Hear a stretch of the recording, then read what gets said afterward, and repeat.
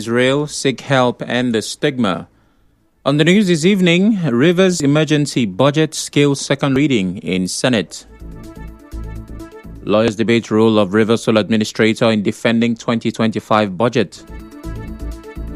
Niger Delta groups demand release of NDDC forensic audit report.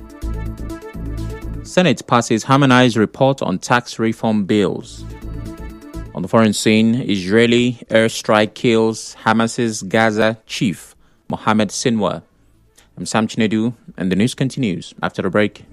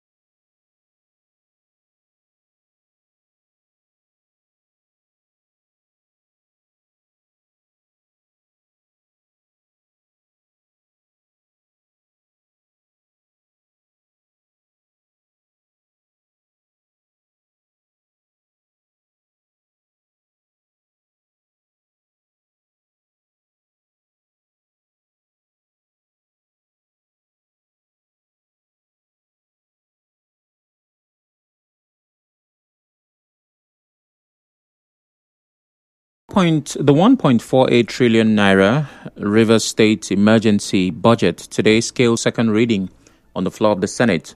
The bill, titled Bill for an Act to Authorize the Issue from Consolidated Revenue Fund of Rivers State, was read on the floor of the Senate by Senate Leader Senator Opeyemi Bamidele during plenary.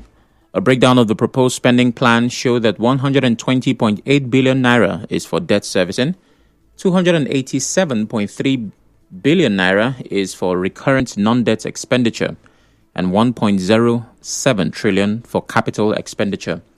Bamidele said the budget is designed to ensure smooth government operations under an emergency governance structure in the state. The bill is now transferred to the Ad hoc Committee on Rivers Emergency Rule to supervise and revert in 2 weeks. The Rivers State Sole Administrator, retired Vice Admiral Ibokete Ibas, and other key functionaries are to appear before the Joint National Assembly Ad hoc Committee to oversee emergency rule in Rivers State to defend the state's 1.48 trillion naira budget. In the meantime, a lawyer, Mr. Vincent Chukwu, says the Rivers State Sole Administrator, retired Vice Admiral Ibokete Ibas, should not be the one defending the budget since he did not present it himself. Speaking with correspondent Soibi Orwari, Chukwu questioned the logic behind defending a document he had no part in introducing.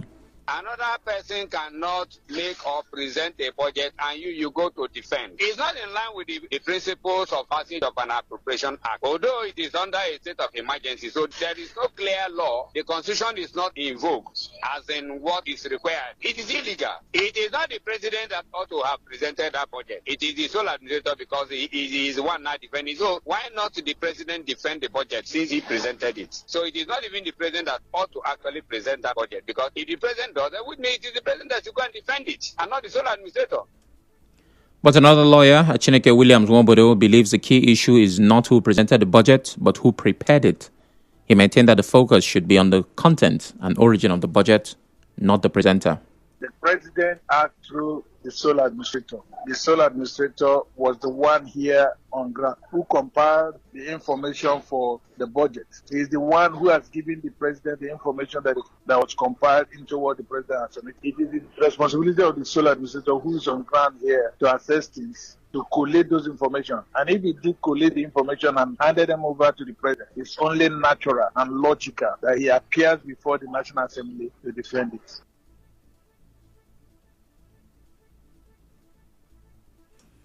Meanwhile, some residents of Port Harcourt are raising concerns over whether the public will get to see the full details of President Bola Tinubu's proposed 2025 Rivers State budget. In interviews with our correspondents, they question the transparency of the process, especially under the current emergency rule. While some urged the sole administrator, retired Vice Admiral Bokata Ibas, to explain how the funds will be spent, others expressed fears that the money could be misused or diverted. The budget is for Rivers State, so let them make the public see the budget details, so that let's see how this money is being spent. And more especially, when they go to all the ministries, there's no staff. Let us see if there is anything like employment inside. That is what is expected of. The new budget is a scam. They are eating our money, so they should tell us what they want to use that 1.4 trillion. They should use that money properly, so that it will get to the average Nigerian or Rivers man. I don't think they want to use our money appropriately. We, the Rivers State indigenous, we are not happy. They should bring back our governor to do the good thing. What we are talking of with the Rivers State indigenous is they should use our money appropriately. Where the money is supposed to go to, they should take it there. Total review need we know their mission. No need of the phone. No need. There's no need. Just keep it changes. But they're not doing anything with the budget. No project. In another development, a public affairs analyst, Mr. Solomon Lenu, says the Nigerian judiciary has lost its independence. Lenu, who is also the former spokesperson of the civil society organization in Rivers State, said this in an interview with correspondent Emeka Otuka while reacting to the transfer of all suits challenging the declaration of a state of emergency in Rivers State from the Federal High Court in Port Harcourt to the Abuja Division. He questioned the motive behind the decision, insisting that there was no justifiable reason for the transfer. According to him, the judiciary no longer serves as the last hope of the common man.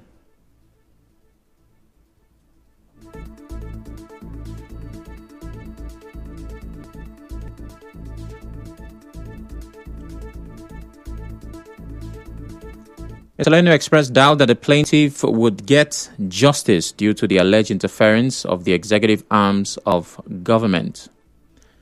Moving on, civil society groups in the Niger Delta are calling on President Bola Tinubu to prove his commitment to fighting corruption by immediately releasing and implementing the forensic audit report of the Niger Delta Development Commission, NDDC. The call was made in Port Harcourt during a one-day event titled Anti-Corruption Learning Summit.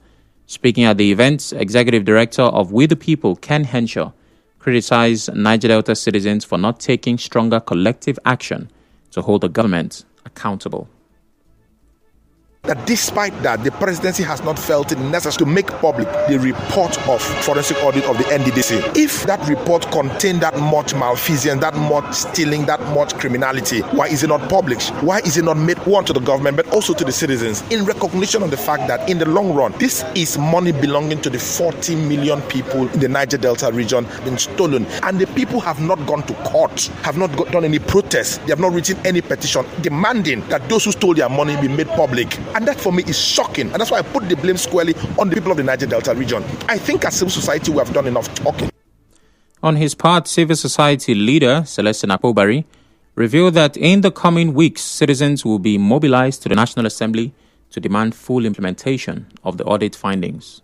Over 40 billion US dollars, about 15 trillion naira got into NDDC. Out of the 13,777 contracts awarded, about 12,000 out of that 13 were non-existent. Then they took some trillions again that they were auditing it. Till that time till today, that report had not seen the light of day. We saw the drama on the floor of the National Assembly to ensure that they publish the findings of that report. Citizens' action is the only language that these guys understand.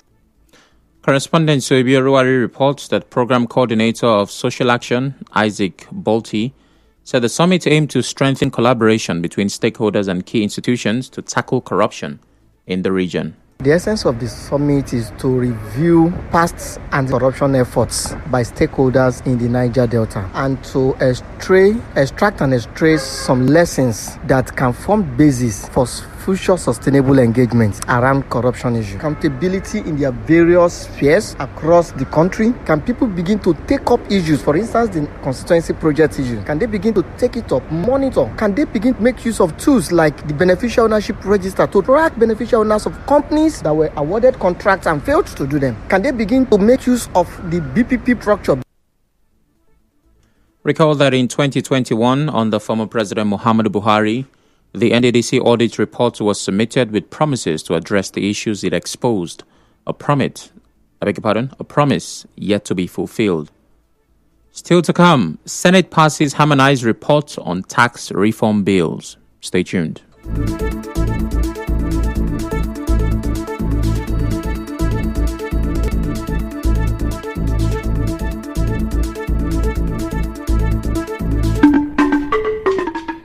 Omego Supreme Council of Chiefs.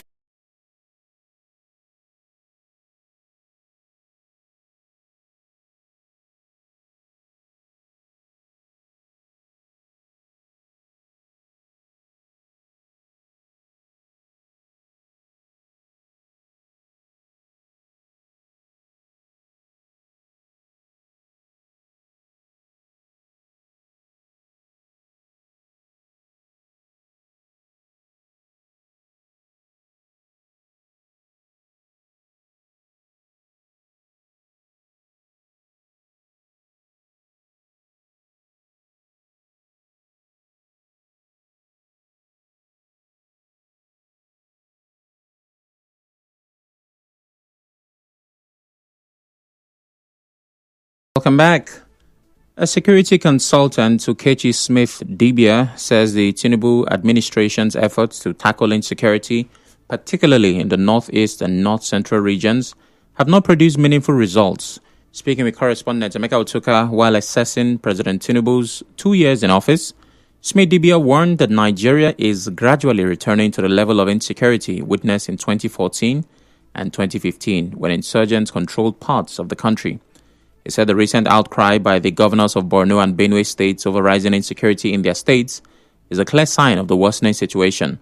Smith Dibia urged President Tinubu to focus on cutting off the sources of funding for criminal groups if the fight against insecurity is to succeed. Elsewhere, the FCT Minister Nyesom Wike says the explosion that occurred on Monday at the Mogadishu Army Cantonment along the Abuja-Kefi Road was not a suicide bombing. Wike, who spoke during an inspection tour of some ongoing projects in the FCT, said the incident occurred when an individual without knowledge stole an explosive from a quarry and was en route to his destination when it detonated. Said Abuja remains the safest place in Nigeria and his administration would not relent in its efforts to maintain the status quo. This is, however, contrary to the report issued by the National Emergency Management Agency, NEMA, which attributed the incident to an individual wearing an improvised explosive device attempting to infiltrate the army cantonment. Meanwhile, the Federal High Court in Abuja has admitted 3 videos, including one where the leader of the proscribed indigenous people of Biafra, IPOB, Nnamdi Kanu, was seen inspecting a radio transmitter allegedly smuggled into the country. This was one of the highlights at the resumed hearing of the alleged terrorism trial, where Kanu alleged that he made statements under duress sometime in October and November 2015. The Radio Biafra transmitter known as Tram 50L was kept as Ubulu. The Radio Biafra transmitter was kept at Ubulu Izuso at the Ihiala local government area of Anambra State, where he carried out an inspection. The Senate today adopted the Harmonized Conference Committee report on the 4 tax reform bills. The resolution of the Senate followed its consideration and approval of the recommendations of the Conference Committee of both chambers set up to harmonize the bills. The chairman of the Senate Committee on Finance and leader of the Senate delegation in the Conference Committee, Senator Mohammed Sani Musa, presented the report.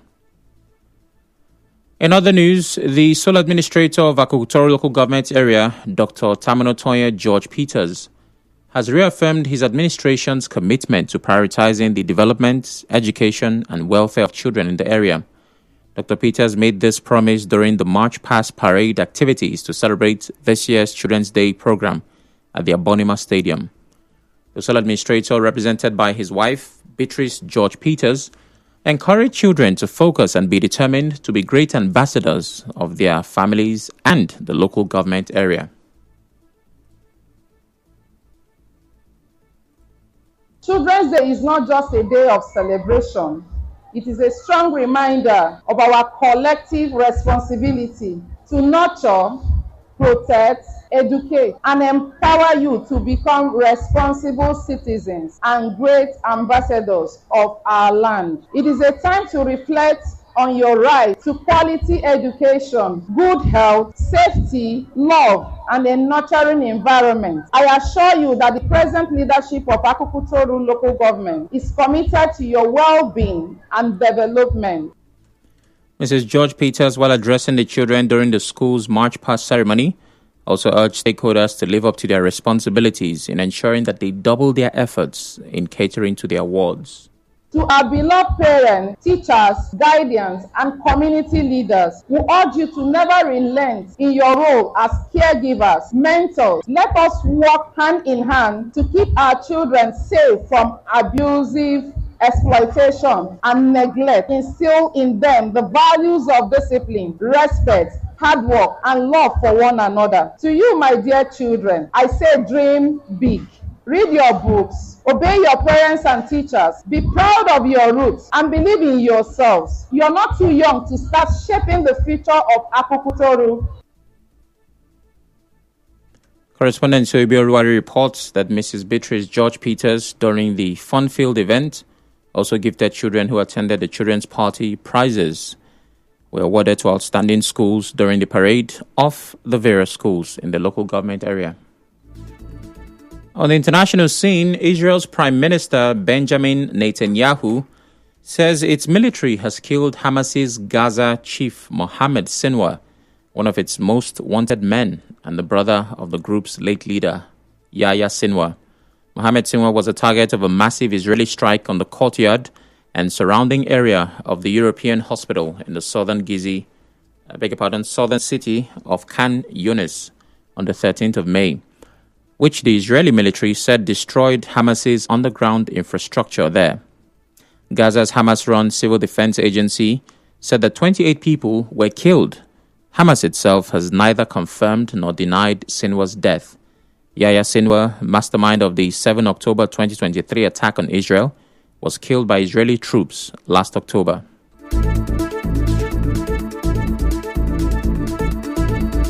On the news this evening, you heard the Rivers State 2025 emergency budget has scaled second reading at the Senate.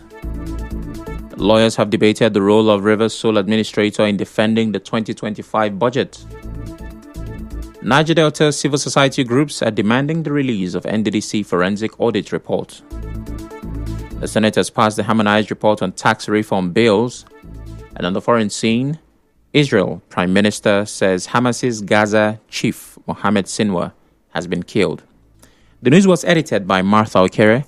To reach the news team, send an SMS or WhatsApp to 0808 721 7215. I'm Sam Chinedu. Thanks for listening.